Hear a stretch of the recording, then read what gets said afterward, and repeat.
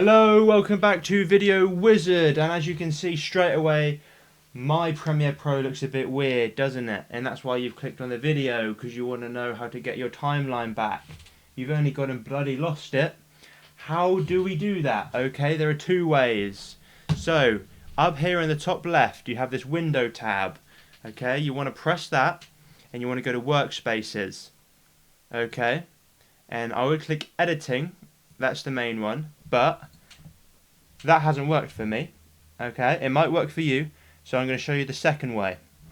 Head up into Window again and scroll all the way down until you see Timeline. Okay, press that and ooh, what's it? That's just popped up.